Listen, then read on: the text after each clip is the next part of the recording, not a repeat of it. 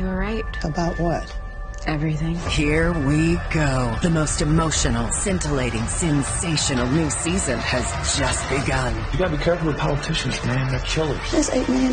You do something with that money. I'm being pushed over the edge by your mother. Maybe death's better than being part of this family. Got a little surprise for you. There's nowhere else you'll want to be every Temptation Tuesday. Benjamin, this mother is all yours.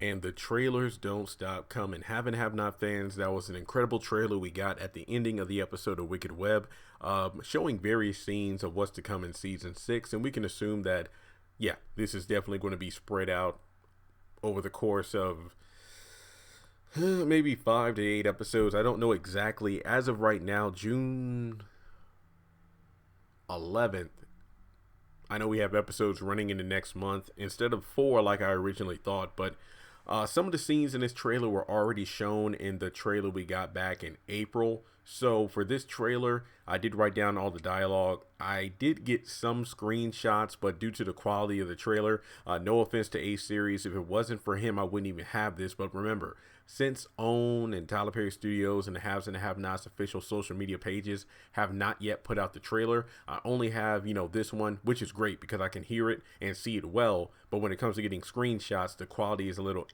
So I will have some screenshots on the screen, but I'm really going to be focusing more on the dialogue. But really, it starts off with Candace and Hannah talking. You were right about everything. We can pretty much assume this occurs after, for whatever reason, Charles decides to let Candace go. Candace goes back to Hannah's house, and I'm just going to say Hannah's house because she's staying there. And then they talk, and I'm wondering if that's when she finds out Derek is the father. Maybe. I don't know for sure. But then we go on to someone, and we see various scenes of Candace and Charles, like one where Charles is holding Candace as she's crying, another one where they're just talking, another where he has his back turned to her while she's sitting on the bed. And I'm believing that's the same scene. The Secret Service comes in and takes her away. And basically there's a voiceover saying, you've got to be careful with politicians. They're killers. I don't know who that is. I double checked the voice. I don't believe it was Landon. I don't believe it was any familiar character we have now. I mean, my instinct was like, yo, is that Jeffrey Owens? Is he doing a voiceover? I mean, he's not supposed to show up until season 7, but you know how they cut these episodes up. There's no telling. I mean, for all we know, he might have a voiceover role, over the telephone or something that's been added in. We just don't know. But in any case, the next scene is like Hannah's saying like, that's $8 million. You do something with that money. I don't know if she's talking with Jim, but I think that might have been towards Benny. But if it is, it's like, what the hell did Benny do with the money? Then David's saying, I'm being pushed over the edge by your mother. And then Jeffrey's like, maybe death is better than being part of this family, which is a very intense line for Jeffrey to say, but kind of makes sense because, after everything he's been through with that family, you can kind of see how that would be logically his only escape. And they show various scenes like, I'm guessing this is a new scene where Justin is once again placing a gun to his and Jeffrey's head.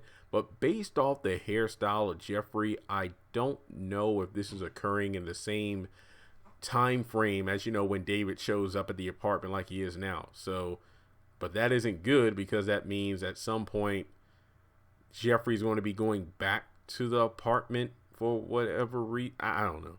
But my biggest fear is that, I did mention this in the trailer breakdown for dessert, we see at the end of the episode of Wicked Web, Justin holding the gun to David's head. But then we also saw in the trailer from last month that David somehow maneuvers it so the gun is pointed directly at Justin. And I don't want Jeffrey to come out of the bathroom where he was hiding and then sees David pointing a gun at Justin, assumes David is the one with the gun, who brought the gun, and then decides to side with Justin. That's going to be, oh God. Then that'll give him even more reason to go off on Madison. So let's not even go there. Then Wyatt has the shotgun. Is like, I got a little surprise for you. And then Catherine's running around screaming Wyatt. I'm not going to lie. I'm hoping nobody gets killed, but I think Tyler Perry took the Amanda running around the house with the gun scene back at the end of season 1. Checkmate. That was the episode title, and then expanded upon it by showing, like, instead of the characters being asleep while Amanda's running around, let's make this a real thriller where Wyatt is the one toting a loaded gun chasing his mother through the hallways. Jim's probably at the house too, but I don't know for sure. But so this is a very interesting scene coming up. But given the fact that the time frame of these episodes is weird, where we're going to have several episodes of it being in the same night, I'm not fully complaining because this is something we've seen in the show plenty of times.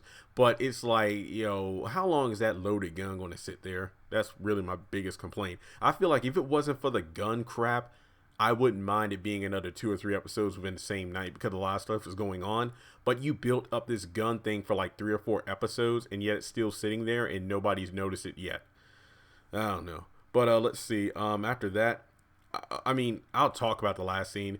Benjamin, the motherfucker's all yours. And then Benny charges him. So that was pretty funny. So we know that Jim comes over. And I'm guessing this is after Catherine says to him, like, I'm thinking about letting Hannah keep all that money. And then he probably comes over there. And it's kind of interesting because in the last episode, Hannah told Catherine to tell Jim, look, don't come after my son no more. In the morning, we're going to go to the bank to sign over the paper, and then that'll be it.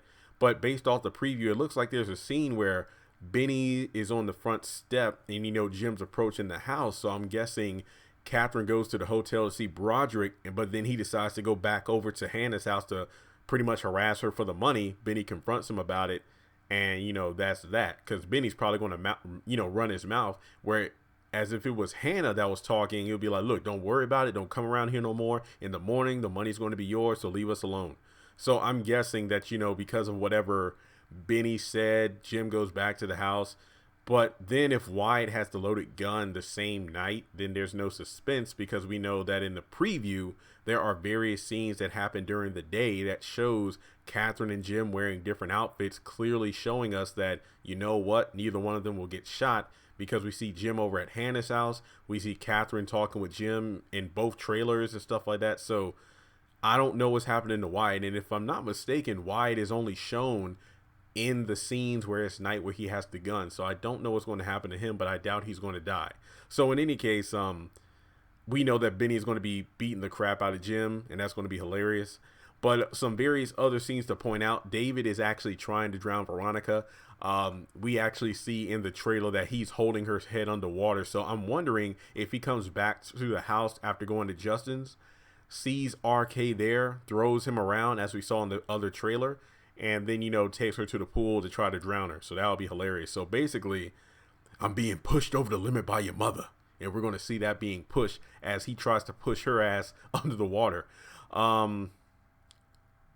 Wyatt chases his parents with the gun. Candace and Charles, we already talked about that. Jim and Benny in front of the house. Jim in the living room. Yeah.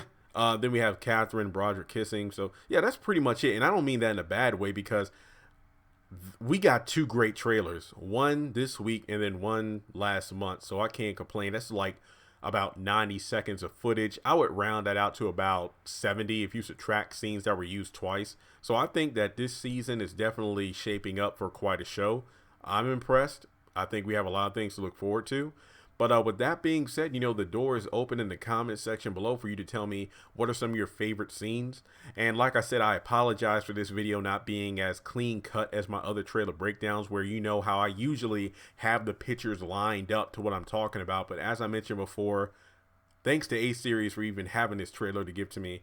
But on the quality side, you got to take that up with OWN and Tyler Perry Studios, since they haven't really uploaded the official version of it yet. But I had to get this video done ASAP because it was too good not to share. So as always, be sure to subscribe to the channel. I really appreciate it if you do. Hit the bell notification icon, that way you don't miss out on any updates. And also, if you haven't watched the trailer video I did for the original trailer last month, it's called May 7th Trailer Breakdown, Tyler Perry's The Haves and Have-Nots, where we had like a full minute of footage. Because this trailer, it's less than 30 seconds because, I think a good 8 seconds is, showing the characters in the lights and everything as they're wearing their suits and dresses and whatnot. But this was a great trailer for what it was. So who knows what's going to happen next. I think there are some various scenes. Oh, I'm an idiot. I forgot to mention, we see Justin clearly being the one in jail, being slammed up against the bars and being grabbed by multiple guys. At first, I thought it was Jim, but due to closer inspection, it seems that it was like a Justin stunt double. So Justin is somehow going to wind up in jail. I'm sorry, I forgot to mention that. But yeah, I'm really excited to see what Tyler Perry has in store. And you know what I mean, guys. Keep up the numbers, trying to get that 100,000 subscriber plate. or excuse me, award from YouTube. And it really means a lot if you share my channel around and have not Facebook groups, if you tweet about it online, trying to get the, channel out there, since I don't work for Tyler Perry. I don't have like 1 million subscribers or followers on social media. I'm just one guy, and I count on you all to help me out. So once again, let me know what your favorite scene from this trailer was. What are you most excited to see this season? And I'll talk to you soon.